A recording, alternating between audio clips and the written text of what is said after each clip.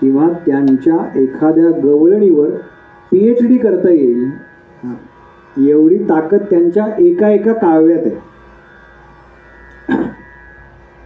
आणि श्रीमद भागवताच्या फक्त 11 स्कंदावरती, म्हणजे हे भागवताचे 2 ग्रंथ आहेत ना, त्याच्यापेक्षा अधिक जास्त लिखाण नाथांनी फक्त 11 स्कंदावरती केलेलं आहे.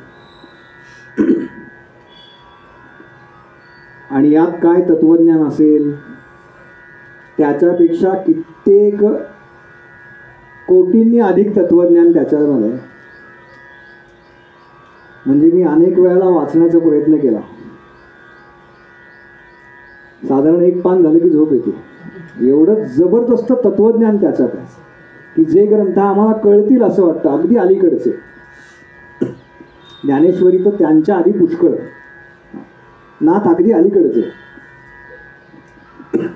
या न्यायानं त्यांना लिहिलेलं आम्हाला समजेल असं आम्हाला वाटतं, पण तेही फार कठीण आहे.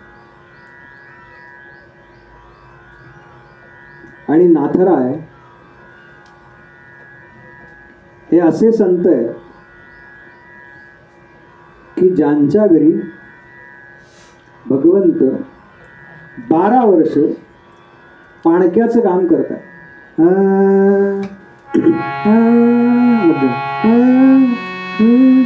जयासाठी हरी पाणक्या तो झाला, जयासाठी हरी पाणक्या तो झाला, जयासाठी हरी पाणक्या तो झाला.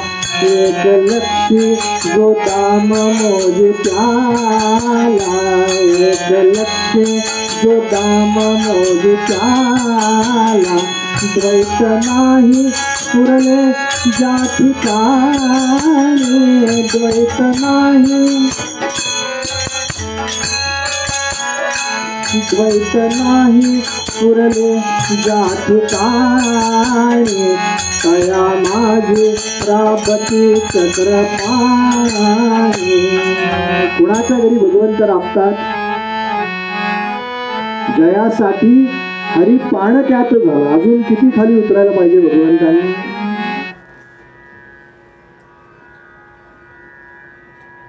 जनाबाईंकरता दळणं दळलेली आहेत भगवंतांनी. आणि नाथांनी काय कबूल केलंय माहितीये का भगवंतांना? वाचले का नाथांचं चरित्र? थोडंफार काही माहिती आहे. नुकतंच विष्णू सहस्रनाम म्हणून झालं होतं आणि हा दारावरती उभा राहिला.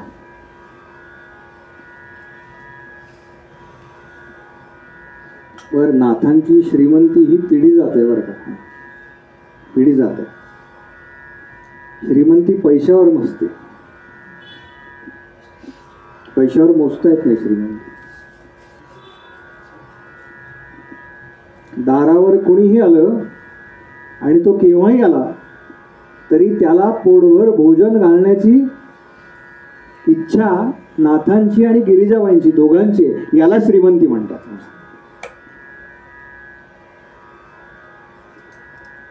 आणि दररोज पुरणपोळी आहे नाथांकडे, रोज पुरणपोळी आहे नाथांकडे. आज सुद्धा भगवंतांना पुरणपोळीचा नैवेद्य दाखवला जातो. माहिती आहेत ना पुरणाच्या पोळ्या? आपण ऑर्डर देतो बघा, हा गौरीच्या जेवणाला येतात की नाही आपल्याकडे.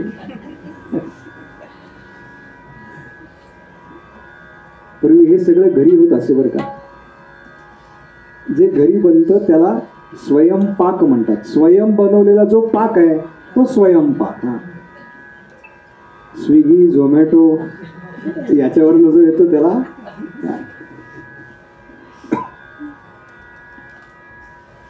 विष्णू सहस्रनाम म्हणून झालंय नाथांचं. आणि हा समोर उभा राहिला, हात जोडले नाथांच्या समोर. ते परब्रह्म तत्व उभं आहे आणि त्याला हात जोडले. का? कारण नाथांच्या नामस्मरणाचं ओझं झालंय भगवंतावरती. त्याची उतराई होण्याकरता उभे दारात. आपण म्हणतो की नाही हो एखाद्याला, बघा आपण रस्ता चुकलेलो असतो आणि कोणीतरी येतं, आपण गाडी थांबवतो, त्याला सांगतो की असं असं आम्हाला जायचं आहे. तो म्हणतो अहो तुम्ही रस्ता चुकला, तिकडनं जा. आणि आपल्या क्षणात मनात येताना अगदी देवासारखा भेटला. आपलं जे काही ओझं झालंय ना भगवंतांवरती, त्याची उतराई होण्याकरता भगवंत ती व्यवस्था करत असतात.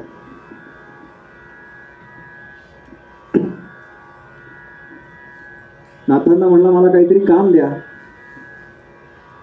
नाथांकडे नोकर चाकर भरपूर आहेत बरं का आधीपासून. नाथ म्हणाले अरे मला काही गरज नाही. हा म्हणाला नाही मला, पण मला गरज आहे ना. म्हणला तुम्ही सांगाल ते करीन मी. नाथ म्हणाले ठीक आहे, मला जे पाणी भरायला लागतं ते लांब आहे. आपण पाहिले ना नाथांचं घर पाहिलंय का? नदी लांब आहे, असं उतारावरनं जायला लागतं. पाणी भरण्याचं काम कर म्हणाले. हा तयार झाला. नाथ म्हणाले व्यवहाराचा आधी बोलून घेऊ, नाहीतर म्हणाले नंतर नको अडचण नाही का. व्यवहाराचा आधी बोलून घेऊ. पगार काय घेणार? हा म्हणाला तुम्ही द्याल तो पगार घेईन म्हणाले. तुम्ही द्याल तो मला मान्य.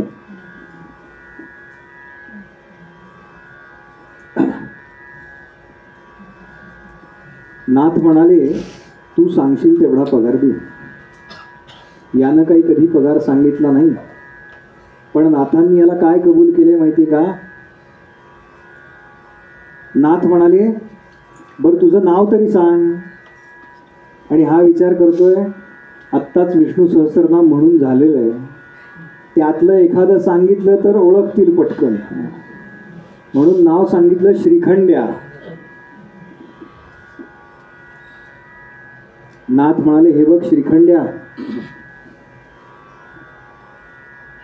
तू जेव्हा सांगशील ना तेव्हा तुझा हा विवाह लावून देईन बरं का मी. तुझ्या विवाहाचा सगळा खर्च मी करेन. भगवंतांनी मनातल्या मनात कपाळावरती हात मारून घेतला. म्हणाले 8 पट्टर आणा, त्याच्यानंतर 16,100 आणि ही अजून एक कुठली म्हणाले. आता मला सांगायचंय नाथांचं ऐश्वर्य काय.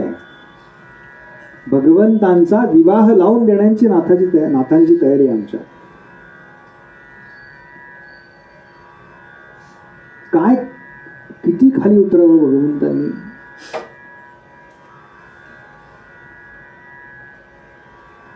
जनाबाईंच्या बरोबर जनाईचे संगे देव दळू लागे असा उल्लेख आहे अभंग जनाबाईंचा. हे भगवंत का करतात? तर हे सगळं भगवंत आपल्या भक्तांकरता करता.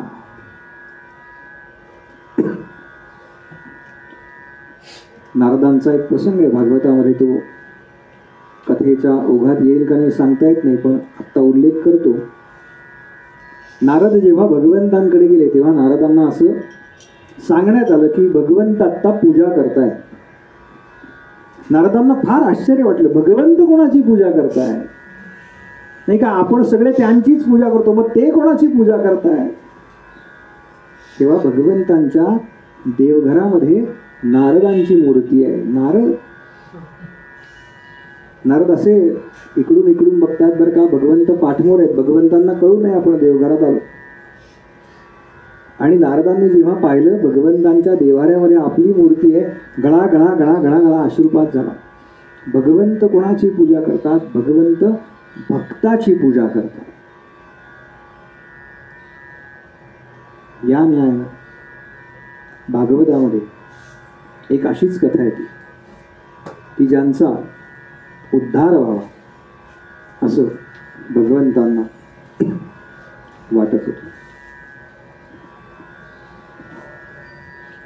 आपण सगळ्यांनी ती कथा अनेक वेळेला ऐकली. एक राजा होता, त्याला 2 राण्या होत्या, एक आवडती आणि एक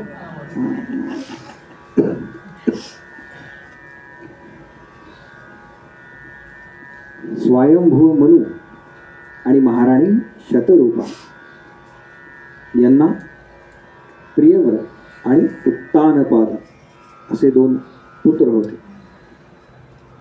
आणि त्यातल्या उत्तानपादाला 2 राण्या होत्या,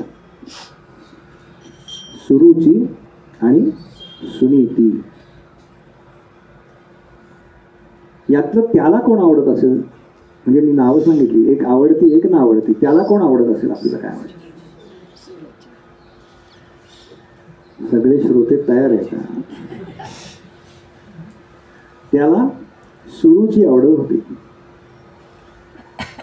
रुची हा शब्द आहे त्याच्यामध्ये. आपल्या सगळ्यांना सुद्धा रुची आवडते बरं का. रुची म्हणजे चव, नाही का. पूर्वी ते एक पुस्तक होतं खाद्यपदार्थ, हा काय रुचिरा. मला माहिती आहे ना तुमचं, तुम्हाला माहिती आहे का नाही? रुचिरा काय, त्याच्यामध्ये वेगवेगळे खाद्य पदार्थ, पण कसे जे जिभेला चांगले वाटतील. मग ते शरीराकरता पोषक आहेत का नाही आहेत याच्याशी त्या पुस्तकाला काही घेणं देणं नाही. बरं, त्यात फक्त चित्र छापलेले असतात हो, त्यामुळे ते चित्र पाहिलं की बरंच वाटतं, नाही का. ज्ञान कमी आहे का मला सांगा पुस्तकांमध्ये? पुस्तकं सोडा, आता पुस्तकं आउटडेटेड झाली. हा, ते YouTube वरती ज्ञान कमी आहे का? हा, अहो ज्ञानाचा साठा महासागर आहे त्याच्यामध्ये. पण त्या ज्ञानाला जर भक्तीची जोड नसेल, त्याला जर वैराग्याची जोड नसेल, तर त्याचा कोणताही उपयोग नाही. आईनं आपल्या 2 वर्षाच्या 1.5 वर्षाच्या मुलाकरता आपल्या स्वतःच्या हातानं कालवलेला जो वरण भात आहे, त्याची सर जगातल्या इतर कुठल्याही पदार्थाला येत नाही. याचं कारण तो फक्त वरण भात नाहीये, तर त्याच्यामध्ये स्नेह आणि केवळ स्नेह नाही, तर त्याचं योग्य ते पोषण व्हावं हा विचार सुद्धा आहे. म्हणून आपल्याकडे सांगितलं जातं, ज्यावेळेला आपण स्वयंपाक करतो त्यावेळेला नामस्मरण करा. का? तर आपल्या सद्वासना त्या अन्नामध्ये, त्या पोळ्यांमध्ये, त्या भाजीमध्ये, त्या अन्नावरती आपला देह हा वाढत असतो. म्हणून अशा प्रकारच्या गोष्टी मुद्दाम कराव्यात असं सांगितलंय. एक बाई होत्या, अगदी देवपूजा वगैरे एकदम तास-तासभर चालायची बरं का त्यांची. मी दृष्टांत एवढ्या करता सांगतोय की ज्ञानाचा साठा आज भरपूर आहे की नाही, पण त्याला भक्तीची जोड नसेल तर कसं होतं. रोज अगदी सकाळी उठल्यापासून ते सगळं देव वगैरे फिरून यायच्या आणि घरी देवपूजेला बसायच्या. झालं, आज नेहमीप्रमाणे देवपूजेला बसल्या. सगळे देव असे एकत्र करून त्या ताम्हणामध्ये घेतले. पण नेमकी देवपूजेच्या वेळेला जी घंटा ठेवलेली असते ती काही सापडेना. घंटा उजवीकडे ठेवतात का डावीकडे माहिती आहे का? हां सांगा ना. हां, डावीकडे. ती घंटा काही सापडेना. यांनी आपलं बघितलं, त्या देवघराच्या खाली कुठे गेली आहे का, इकडे तिकडे, डावीकडे उजवीकडे, चुकून दुसरीकडे कुठे ठेवली का, काही सापडेना हो. आणि त्यांची सून ही त्या यूट्यूबवर काहीतरी बघत होती. आपण नाही का काहीतरी सर्च करत असतो बघा सारखं, काही नसेल तर तो चाळा असतो आपल्याला. तिनं त्या सासूबाईंनी म्हणजे तिला विचारलं, अगं काय ग, माझी देवपूजेतली घंटा मिळत नाहीये, तू पाहिलीस का कुठे? ही म्हणाली हो पाहिली ना. मग कुठे आहे? कुठे काय? ती फ्रीजमध्ये ठेवली आहे म्हणाले. हा? त्यांनी कपाळावर हात मारला. अगं घंटा कुठे फ्रीजमध्ये ठेवतात का? ती म्हणाली हे बघा मी आत्ता हा नवीन पदार्थ बनवतीये. म्हणून तिने तो व्हिडिओ आपल्या सासूबाईंना दाखवला. त्यात असं एक वाक्य होतं, ये सब मिश्रण मिला के 1 घंटा फ्रिज में रखिए.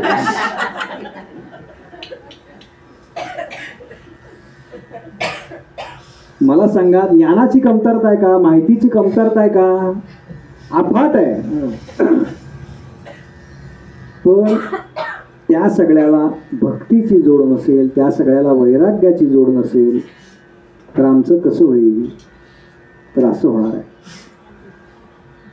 आणि आम्ही माहिती असून सुद्धा सुरुचीच्या मागे धावतोय.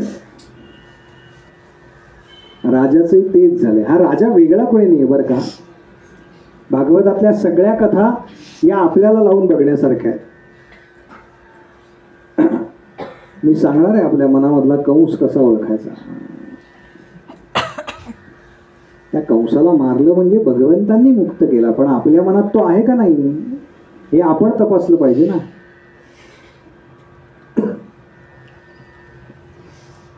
आणि नीती म्हणजे सदाचार, सद्विचार, स्वयंशिस्त याला नीती म्हणतात.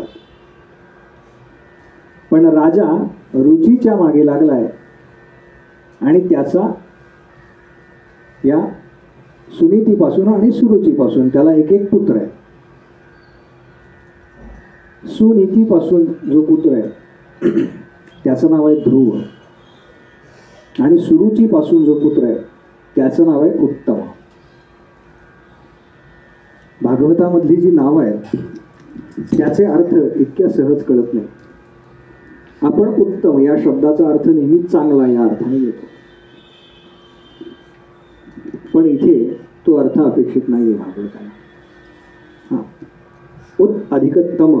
तम म्हणजे अंधार. ज्याच्या जीवनामध्ये अंधार उच्च कोटीला झालेला आहे, उच्च कोटीच्या अंधारामध्ये जो आहे तो उत्तम आहे. म्हणून हा ग्रंथ जेवढा सोपा वाटतो ना तेवढा सोपा नाही आहे. भागवताचं जे पहिलं पान आहे ना त्याच्यामध्ये असे लिहिलंय, विद्यावतां भागवते परीक्षा. म्हणजे ज्याला थोडंफार काही येतं त्याची परीक्षा भागवतामध्ये होते. या न्यायानं खरं तर मला काहीही येत नाही, माझ्यावर सद्गुरू कृपा आहे आणि नारदांची कृपा आहे म्हणून मी या ठिकाणी बसलेलो आहे. जे जे आपण असं ठावे ते ते इतरांचं सांगावे, पुढचं शहाणे करून सोडावे. त्यातल्या पहिल्या 2 ओळी आपण म्हणू शकतो, लोकांना शहाणं करण्याचा अधिकार आपल्याला नाही. आणि हा उत्तम राजाच्या मांडीवरती बसलेला आहे. ध्रुव धावत धावत बाहेरून आला आणि त्यानं बघितलं आपला जो भाऊ आहे सावत्र तो आपल्या वडिलांच्या मांडीवरती बसलेला आहे. सुरुची त्या ठिकाणी आहे आणि ध्रुवाला स्वाभाविक वाटलं की आता वडिलांनी मला सुद्धा मांडीवरती घ्यावं आणि म्हणून तो धावत धावत वडिलांकडे गेला आणि वडिलांनी उचलून घेण्याकरता त्याने हात पुढे केले. त्यानं पुढे केलेला हात त्याच्या सावत्राईने खचकन ओढला.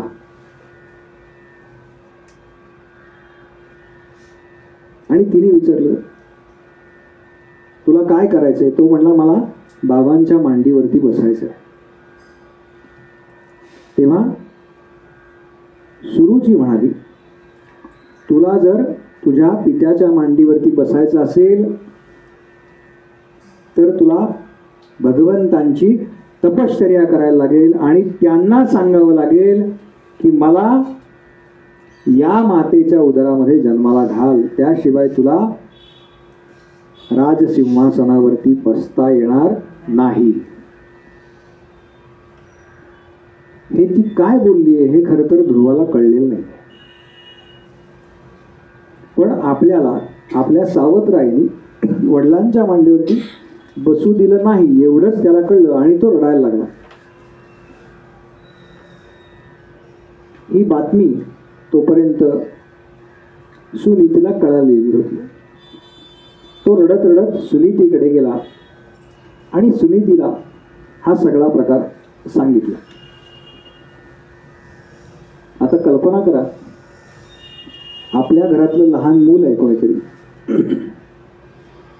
त्याची आणि शेजारच्या घरातल्या मुलाची काही भांडणं झाली आहेत आणि त्या घरातल्या कोणीतरी काकू आपल्या घरातल्या मुलाला ओरडल्या आहेत. आपण काय करतो? असं कसं म्हणाल्या तुला, आहे की नाही? बघतेच मी, असं करतो की नाही? स्वाभाविक प्रतिक्रिया आहे ती आपली. पण ध्रुव जेव्हा रडत रडत आईकडे आला, सुनीतीकडे आला आणि तिला घडलेला प्रकार सांगितला, तेव्हा ती म्हणाली, अरे बरोबर आहे, तुला जर वडिलांच्या मांडीवरती बसायचं असेल ना, तर तुझ्या त्या आईने जे सांगितलं ना ते बरोबर आहे. तुला एखादी जागा हवी असेल तर त्याच्याकरता तुला भगवंतांची आराधना केलीच पाहिजे. मातेचे हे शब्द ऐकले आणि ध्रुवानी घर सोडलं असा उल्लेख आहे.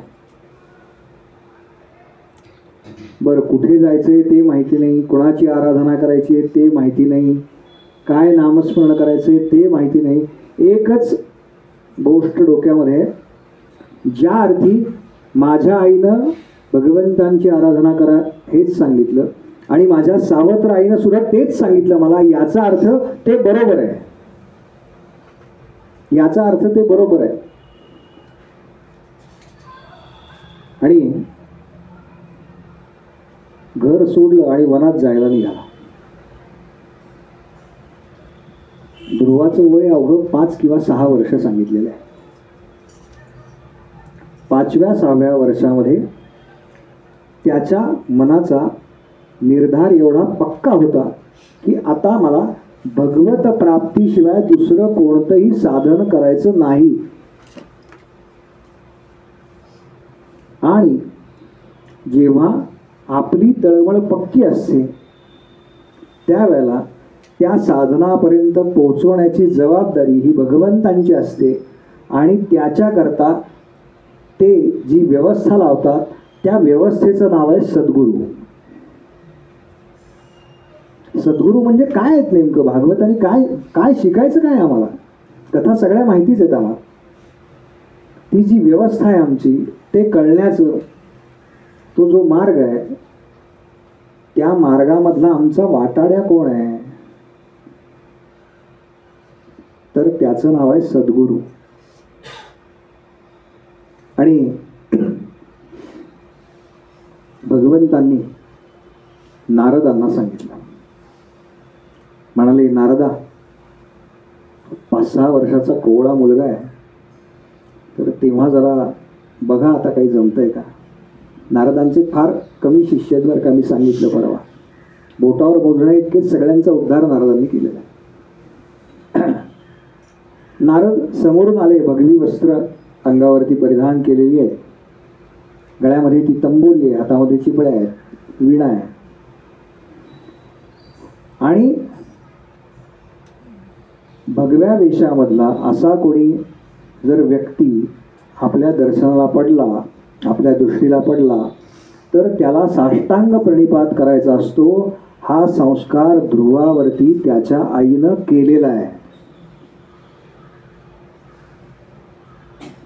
नाहीतर हल्ली आपणच म्हणतो, कोणी नमस्कार करायला लागले की नको नको नको नको, राहू दे राहू दे राहू दे. कशाला राहू दे? आपल्या पुढच्या पिढीला संस्कार म्हणजे काय हे तरी कसं कळणार? आणि लक्षात ठेवा, तो जो नमस्कार आहे तो तुम्हाला किंवा मला केलेला नाही. आपण फक्त पोस्टमन आहोत त्या नमस्काराचे. तो नमस्कार तुम्हा आम्हाला प्रभू रामचंद्रांपर्यंत पोचवायचा आहे. आपण त्याचं माध्यम आहोत, आपण पोस्टमन आहोत त्या नमस्काराकरता. जेव्हा तुम्ही केलेला नमस्कार हा मला वैयक्तिक केलाय असं जेव्हा मला वाटायला लागतं, तेव्हा अंतःकरण चतुष्टय जे आहे त्यातलं मन, बुद्धी, चित्त आणि अहंकार, माझा अहंकार वाढायला सुरुवात होते. माझं भागवत चांगलं झालं बरं का. मागच्या वेळेला ते म्हणाले असं की फार छान बोलता बरं का बुवा तुम्ही, महाराज काय फार छान सांगतो. हे जेव्हा मला वाटायला लागतं ना, तेव्हा माझा अहंकार बळावायला सुरुवात होते. तेव्हा रोज हे स्वतःला सांगत राहायचं बरं का, हे जे चांगलं चांगलं म्हणलेत ना ते मला म्हटलेलं नाही आहे. भगवंतांनी मला जी प्रेरणा दिली ना त्या प्रेरणेला हे चांगलं म्हटलेलं आहे, ते माझ्याबद्दल बोललेलेच नाही आहे. याची पक्की जाणीव पाहिजे आपल्याला, आणि आपल्या अंतःकरणामध्ये ते इतकं पक्क पाहिजे, नाहीतर मग आपण समाजामध्ये काय परिस्थिती होते ते बघतो. यांनी नारदांना साष्टांग प्रणिपात केला. नारदांनी उठवलं त्याला आणि म्हणाले, अरे राजकुमारा, हे काय तुझं वय आहे का वनात जायचं? जा म्हणाले, पुन्हा राजवाड्यात जा, छान मित्रांबरोबर खेळ. आपल्या आईने तुला काय जे 2 शब्द बोलले असतील ना ते विसरून जा. हा म्हणाला, अहो सावत्राई बोलली हे एक वेळेस मी विसरून गेलो असतो, पण माझ्या सख्या आईने सुद्धा मला तेच सांगितले. याचा अर्थ त्या दोघी बरोबरच बोलतायत, तेव्हा मी काही आता घरी परत जाणार नाही. तेव्हा नारद म्हणाले, अरे पण तुला काय म्हणायचंय माहितीये का? परमेश्वर प्राप्ती करता, भगवत प्राप्ती करता काय म्हणायचं हे तरी माहिती आहे? तो म्हणला, मला माहिती नाहीये, पण ज्या अर्थी तुम्ही मला भेटलात या अर्थी तुम्हाला नक्की माहिती आहे. म्हणजे तुम्हाला माहिती आहे ते तुम्ही मला सांगा. आणि तिथे नारदांनी त्याला भागवताचा जो महामंत्र आहे, ओम नमो भगवते वासुदेवाय, या मंत्राचा उपदेश केलाय. त्याला सांगितलंय की या मंत्राचा जप तू अखंड कर, आणि जेव्हा तुझी साधना पूर्ण होईल त्यावेळेला तुला भगवंतांचं दर्शन होईल, असं नारदांनी त्याला आश्वासित केलंय. त्याची सगळी काळजी इथून पुढे नारदांनी वाहिली असा उल्लेख आहे. साधन काळामध्ये ज्या काही त्याला समस्या आल्या त्याचं निवारण नारदांनी केलं. त्याला मधुवन नावाचं वन आहे यमुनेच्या तीरावरती, तिथे जाऊन ध्यान कर, डोळे बंद कर आणि भगवंतांचं नामस्मरण कर, या मंत्राचा जप तू कर असं सांगितलं. साधारणपणे 3 दिवस ध्रुवाला चालत जायला त्या ठिकाणी लागलेले आहेत असा उल्लेख आहे. 3 दिवस तो अखंड चालतोय. मधुवनामध्ये गेला, यमुनेत स्नान केलं आणि त्या दिवशी तो तपश्चर्येला बसलाय.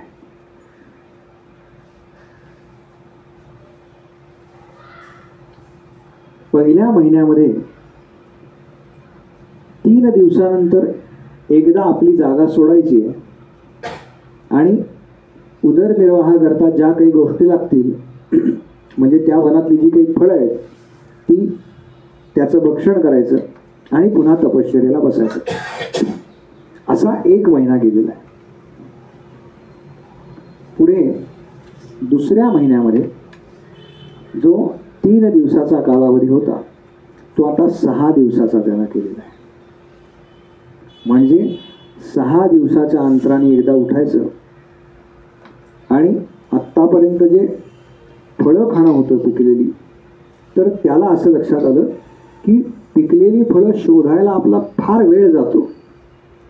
म्हणून मग आजूबाजूला जे काही गवत उगवलं आहे किंवा झाडाची जी काही पानं पडली आहेत ती पानं भक्षण करायची, त्यानं पोट भरायचं आणि पुन्हा 6 दिवस बसायचं. असा 1 महिना तपश्चर्या केलेली. त्यानंतर त्याच्यामध्ये 3 दिवसाची पुन्हा वाढ केलेली. म्हणजे 9 दिवसांनी एकदा उठायचं. पानं चावायला, गवत चावायला सुद्धा वेळ लागतो ना, ती चावून खावी लागतात पोटात आतमध्ये जायला, त्याला काही कालावधी लागतो. मग तो कालावधी कसा कमी करता येईल याच्याकरता आता खाणं बाजूला सोडलं, फक्त पाणी प्यायचं. 9 दिवसानंतर एकदा उठायचं, पोटभर पाणी प्यायचं आणि पुन्हा तपश्चर्येला बसायचं. असं केलं. मग उठून यमुनेपर्यंत जायचं, त्याचं पाणी प्राशन करायचं, याला सुद्धा वेळ जायला लागतो.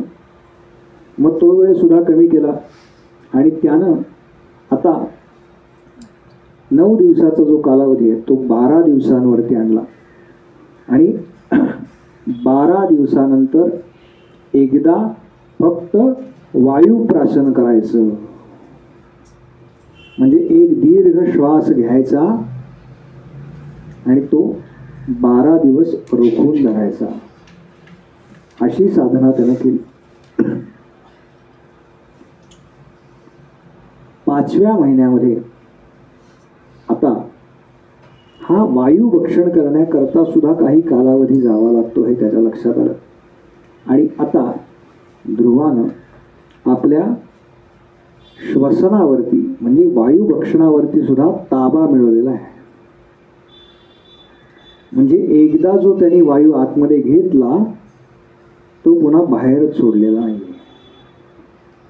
पण याच्यामुळे काय झालंय, त्याचं तपस सामर्थ्य एवढं वाढलंय की त्यानं सगळ्या ब्रह्मांडातला जो वायू आहे म्हणजे त्यातला ऑक्सिजन, थोडक्यात हा ऑक्सिजन शरीरामध्ये ओढून घेतला. आणि त्याच्यामुळे काय झालं, इतर जे सगळे प्राणी मात्र आहेत, इतर जे देवगण आहेत, यांना श्वसनाकरता त्रास व्हायला लागला. कारण सगळ्या प्राणवायूचं ओढून घेतलंय त्यानं आपल्या शरीरामध्ये.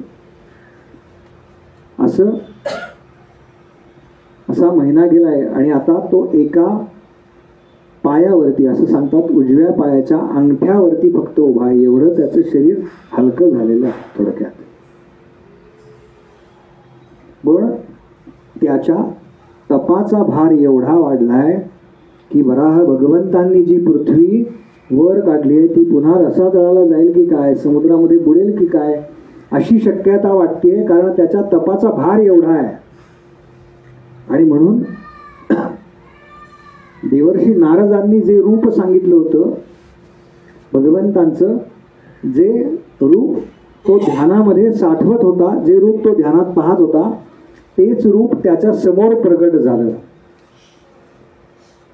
भगवान महाविष्णू प्रगट झाले आणि त्याच्या ध्यानामध्ये जे रूप होतं ते नाहीसं झालं. कारण ते प्रत्यक्ष समोर उभं आहे. ह्यानं डोळे उघडले, म्हणाला आत्तापर्यंत मी ज्यांचं ध्यान करत होतो ते ध्यानातनं अचानक गेले कसे, तेच साक्षात समोर उभे आहेत. आता ज्यांच्याकरता हे सगळं चाललंय तेच समोर उभे आहेत, पण त्यांच्याकडे काही मागावं याच्याकरता त्याच्या मुखातून शब्द बाहेर पडत नाही. कारण ओम नमो भगवते वासुदेवाय या मंत्राशिवाय त्यानं काहीही जप केलेलं नाही, काहीही तो बोललेला नाही 6 महिने. आणि म्हणून भगवंतांनी आता आपल्या समोर जर भगवंत येऊन उभे राहिले तर त्यांना वाटणारच ना काहीतरी म्हणावं याने माझ्याबद्दल, एखादं स्तोत्र म्हणावं, एखादं स्तवन म्हणावं, नाही का. भगवंतांना वाटणार ना स्तुती करावी. आपल्याला वाटतं की नाही स्तुती करावी आपली. तसंच आहे, स्तुती करावी परमेश्वराची, करू नये व्यर्थ नराची, असं म्हटलेलं आहे. म्हणजे एकतर नराची व्यर्थ स्तुती करू नये आणि व्यर्थ नराची तर त्याहून करू नये. भगवंतांनी आपला शंख लावलाय ध्रुवाच्या कानाला आणि त्या शंखा वाटे आपण जर शंख कानाला लावला तर एक समुद्राचा आवाज येतो बघा, धीर गंभीर आवाज येतो. त्या वाटे ध्रुवाला भगवंतांनी ज्ञान दिलेलं आहे आणि त्याला म्हणाले आता तुला सगळं ज्ञान झालेलं आहे, तेव्हा तू हे कशा करता केलंस हे मला सांग. तेव्हा त्यांनी सगळा घडलेला प्रसंग सांगितला आणि म्हणाला मला अशी जागा पाहिजे ज्याच्यावरून मला कोणीही उठ म्हणू शकणार नाही. भगवंत म्हणले तथास्तु, काही काळजी करू नकोस. आज जो आपण ध्रुव तारा बघतो आकाशामध्ये, तो ध्रुव तारा म्हणजे हे ध्रुव महाराज आहे. ध्रुवानी पुढे 36,000 वर्ष राज्य केलं असा उल्लेख आहे भागवतामध्ये. थोडक्यात दीर्घकाळ राज्य केलं. आणि त्यावेळेला भगवंतांनी सांगितलं की ज्या वेळेला तुझा अंतकाळ जवळ येईल त्यावेळेला तुला नेण्याकरता म्हणून माझे पार्षद आणि माझं विमान येईल. यथाकाल राजानं देह ठेवला, त्याच्या सावत्राईनं देह ठेवला, त्याचा जो बंधू होता उत्तम तो सुद्धा एका वडव्यामध्ये आगीमध्ये जळून भस्मसात झाला असा उल्लेख आहे. आणि त्याच्यानंतर जेव्हा ध्रुवाला नेण्याकरता म्हणून भगवान महाविष्णूंचं विमान आलं, त्याच वेळेला मृत्यूची जी देवता आहे ती सुद्धा त्या ठिकाणी उपस्थित झाली. तेव्हा मृत्यूच्या मस्तकावरती पाय देऊन ध्रुव सदेह त्या विष्णूंच्या विमानामध्ये प्रवेश करते झाले असा उल्लेख आहे भागवतात. आणि त्यांनी असं विचारलं की मला योग्य गती मिळाली पण माझ्या आईचं काय. तेव्हा त्याची जी माता आहे सुनीती, विष्णूंच्या पार्षदांनी त्याला अजून एक विमान दाखवलं. म्हणाले हे पुढे जाणारं विमान आहे ना, त्याच्यात तुझी माता आहे. कथा फार विस्तारानं आहे भागवतामध्ये, पण त्यातला जो महत्त्वाचा भाग आहे की आम्ही रुचीच्या मागे न लागता जर नीतीनं या सगळ्या गोष्टी केल्या तर त्या सत नावाच्या तत्वाची प्राप्ती आम्हाला केव्हा ना केव्हा तरी निश्चित होणार. ती या जन्मात होईल, पुढच्या जन्मात होईल, किंवा कदाचित 10 जन्म घ्यावे लागतील. भागवतात कथा नाही आहे, पण देवर्षी नारदांना कोणीतरी विचारलं की ध्रुवाला, प्रल्हादाला एवढ्या लवकर भगवत प्राप्ती झाली, कारण काय आहे. तेव्हा नारद त्यांना एका गुहेमध्ये घेऊन गेले असा उल्लेख आहे. आणि नारदांनी त्याच्या आधीची 100 प्रेत दाखवली. ते म्हणाले ज्या वयात 5व्या 6व्या वयात यांना भगवत प्राप्ती झाली असं तुम्हाला वाटतंय, तसं नाही आहे. प्रत्यक्षात त्याच्या आधीचे हे 100 जन्म आहेत यांनी घेतलेले. या 100 जन्माचं पुण्य जेव्हा साठलं तेव्हा ते 5व्या किंवा 6व्या वर्षामध्ये पुढच्या जन्मात त्याचं फलप्राप्ती झाली. तेव्हा आज माळ घेतली, 8 दिवस झाले जपाला, की आता काहीतरी आम्हाला साक्षात्कार झालाच पाहिजे बरं का, किंवा आता वाचा सिद्धी आलीच पाहिजे वाटतं बरं का. तुमचं कशाला मला वाटतं तर नेहमी व्यासपीठावरनं स्वतःबद्दल बोलावं. आणि तुम्हाला इथे वाटत असेल तर तुमचा आणि माझा योगायोग समजा. अनेक जन्मांचं पुण्य जेव्हा आपलं साठतं ना तेव्हा संत भेटी होते. पूर्व पुण्य असता गाठी संत भेटी तै होय. आणि संत भेटी झाली तर आपल्या प्रारब्धात असेल तर संतांची कृपा होते, हे पुढचं आहे अजून. नाहीतर आपल्या प्रारब्धात नसेल तर आपण अनेक वेळेला त्यांच्या चरणाशी बसू, पण आपल्याला वाटतं हे म्हणतायत पण खरंच असेल का असं. यांच्याबद्दल बाकीचे सगळे बोलतात पण कसं काय शक्य. म्हणजे हे ब्राह्ममुहूर्ताला ओटतो असं म्हणतात, मला नाही वाटत. हे जे मला नाही वाटत असतं ना त्यात फसतो आपण. हीच तर भगवंतांची माया आहे. मला हे वाटतं आणि मला हे वाटत नाही. भगवंत म्हणतात माझी माया तरून जाणं फार अवघड आहे, फार कठीण आहे.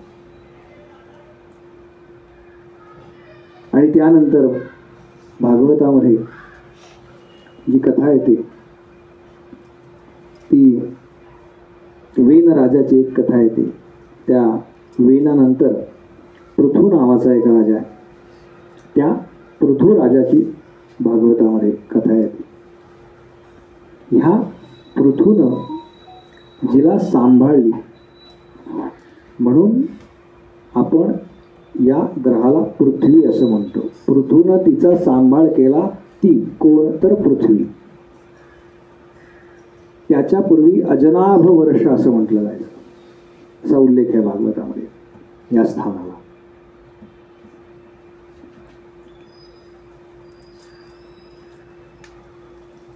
महाराज पृथू जे सांगितले हे या भागवतामध्ये, ज्याला आपण विश्वातले पहिले टाउन प्लॅनर म्हणतो, पृथ्वीमध्ये नगर रचना कशी असावी याचं पहिलं प्लॅनिंग कोणी केलंय तर हे पृथ्वीराजांनी केलेलं आहे. म्हणजे भागवतामध्ये पृथ्वीराजांनी काय काय केलं याचं डिटेल वर्णन आहे.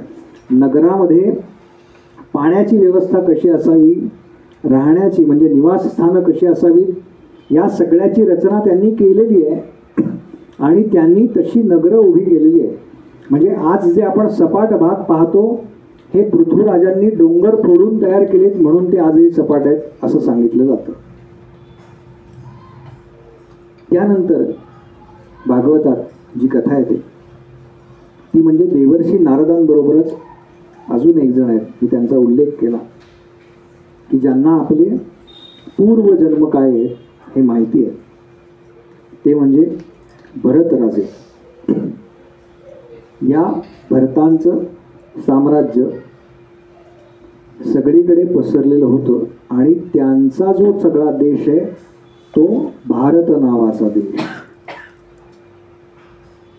विद्यावाचस्पती शंकराभ्यंकर ते फार छान सांगतात. भारत यदा यदा ही धर्मस्य ग्लानिर्भवती भारत. भारतातच का अवतार आहेत म्हणाले भगवंतांचे सगळे. तर मुळात आपण जर तो नकाशा घेतला सगळा